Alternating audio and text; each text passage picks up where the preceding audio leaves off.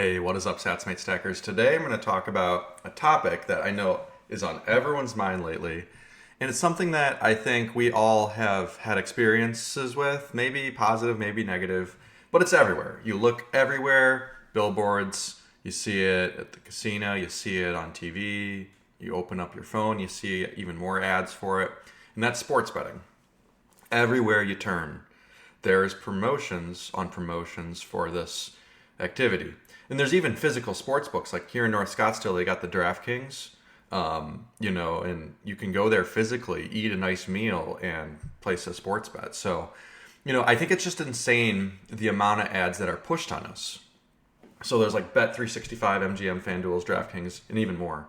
And, they push all these ads because they know they can get a lifelong customer and then they can really make a lot of money off your back.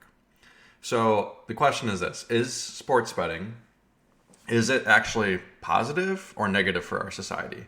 Is it actually helping us or hurting us? And I can make the case that it's actually hurting us significantly, but I think it should be allowed.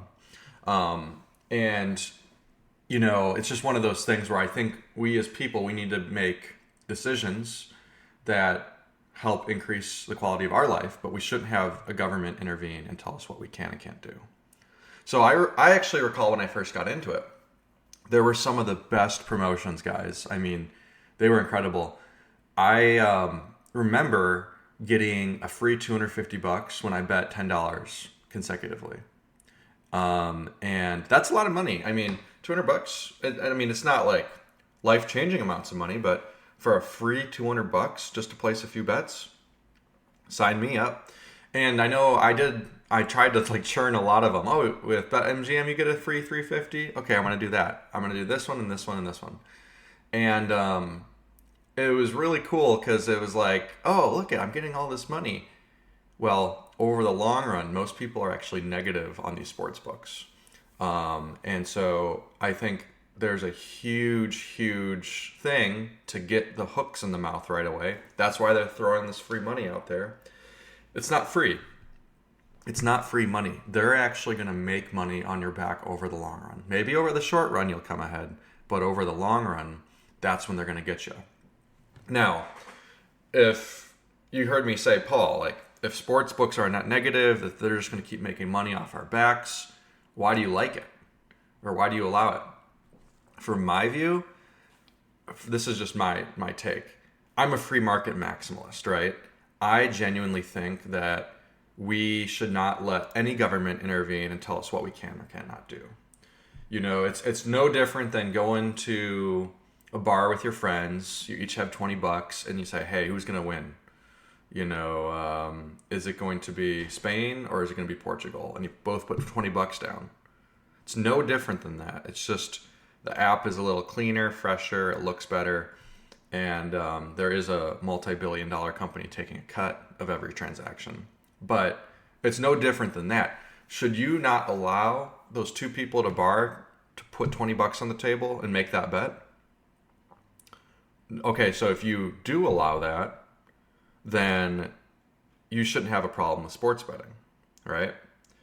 And I think what it is like any two willing players should be able to make a sports bet. The government should not be able to tell you, you cannot do this, right? Because it's a slippery slope. If you give them an inch, they take a mile. Now, the companies, they know they're going to get this money back. And I think we just need more education on sports betting because I think people are losing an arm and a leg on these parlays and the odds of winning are really small. But hey, it's fun. It brings up the excitement of the game. Right? I mean, I don't know if you guys have ever had a parlay about to hit, but it's an exciting feeling. And so I think the same thing here. It's really exciting to see some of these games progress and to have a little bit of money on the line here and there. Now, I don't think you should take out debt or loans or any of that stuff to place a sports bet. I think every time you do that, it should be out of your own cash. And I saw a statistic actually, and it was wild. Over $166 billion wagered in 2025. And there was $4 or $5 billion in tax revenue. Guys, that's incredible amounts of money.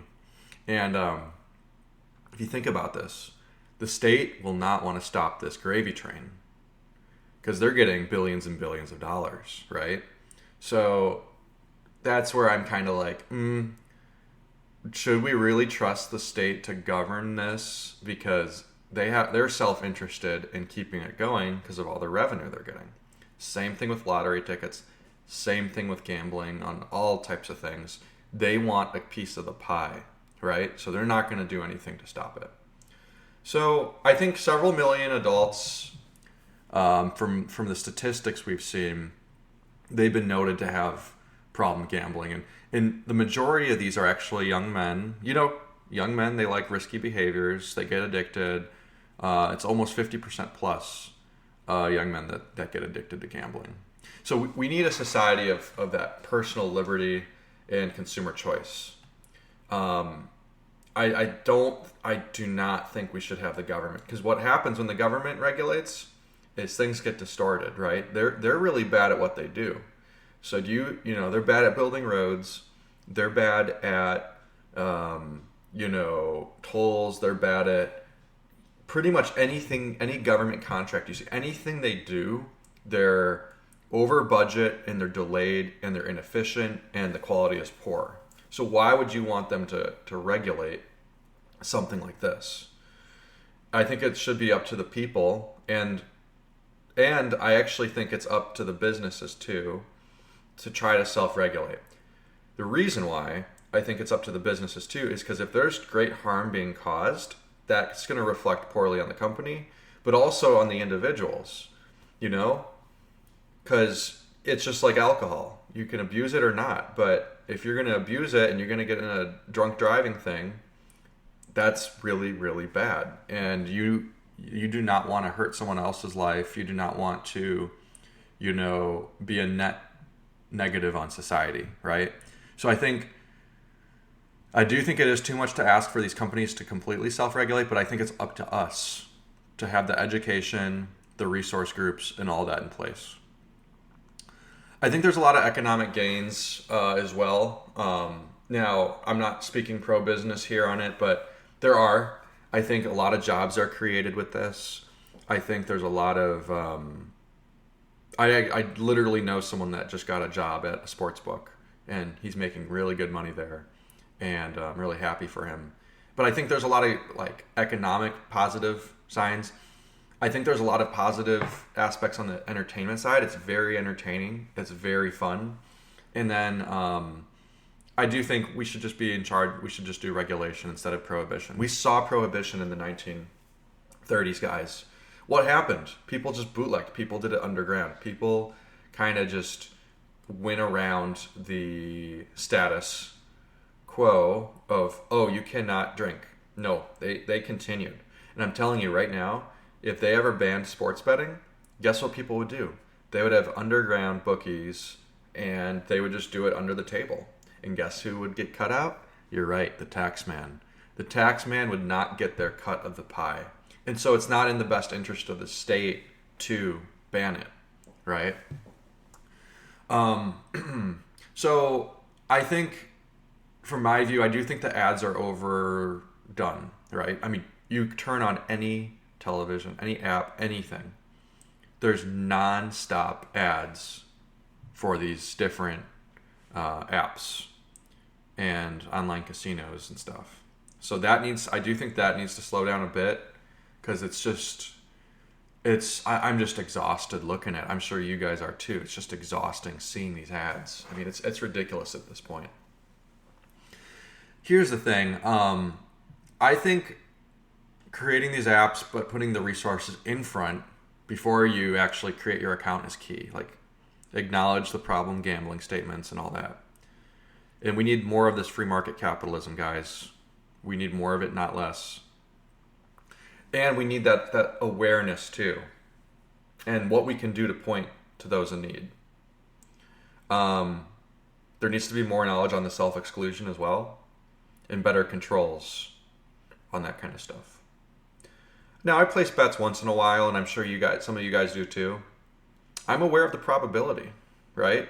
I know that the house has the advantage, and I know over the long run, I may not be coming ahead. But if you like spending $600 on designer clothes, if you like spending lots of money on alcohol, if you like buying whatever your vice is, weed, whatever it may be, we all have the right to allocate capital in what we feel is just. Life is short, right? You know? So if you want to put your money towards a risky bet, you can do it. If you want to put your money towards drugs or alcohol, you can do it. If you want to do anything in this world, you can do it. You should never have the state tell you what you can and can't do. Now, I understand it's addictive, but we need more self-control. We got to stop pointing to, oh, these guys are evil. No. Personal responsibility is key. I genuinely believe that. We need more personal responsibility in this country. Anyways, guys, I hope you enjoyed this one. Be sure to stay in touch, and I'll see you in the next one.